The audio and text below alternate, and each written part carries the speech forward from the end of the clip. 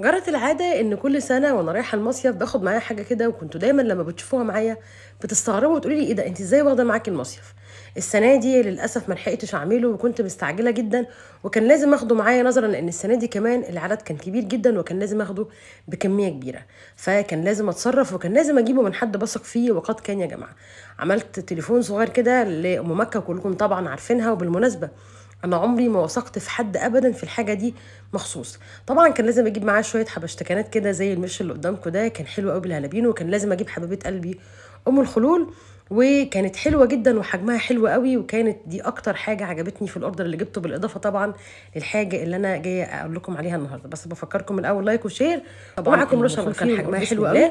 جبت منها بقى يا جماعه السردين المخلل التحفه اللي قدامكم ده، جاهز على الاكل على طول، مخلي ومتنضف زي ما انتم شايفين كده. وجبت كمان منها فسيخ زي ما انتم شايفين كده، طبعا فسيخ ام مكه ناس كتير قوي شكرت فيه. ولما حاولت ان انا اجيب من حد اثق فيه، كلهم رشحوا لي ام مكه، وقد كان يا جماعه ثقتي كانت الحمد لله في محلها. طعمه كان حلو جدا، ده كان الفسيخ المخلي زي ما انتم شايفين. وجبت منها كمان بسارية، طبعا انا يعني مش ليا، لاخواتي، لان انا ماليش فيها قوي، اخواتي هم اللي بيحبوها. فانا جبت لهم زي ما انتم شايفين كده البسارية. وجبت كمان منها مرتة، وجبت منها بما ان احنا هنجيب فسيخ فجبت منها رنجه. خدت احتياطاتي بقى، لبست الجوانتي بتاعي وفرشت المفرش المحترم اللي قدامكم ده، وابتديت ان انا اطلع الفسيخ اللي كان زي الزبده زي ما انتم شايفين كده. ما كانش فيه تشبيه ادق من اللي انا بقول لكم عليه ده، فعلا زي الزبده. شايفين لونه؟ كان طعمه حلو قوي، كان الملح بتاعه مظبوط، ولا هو حادق ولا هو عادب. كان طعمه حلو جدا، والملح فيه كان متوازن بشكل حلو قوي.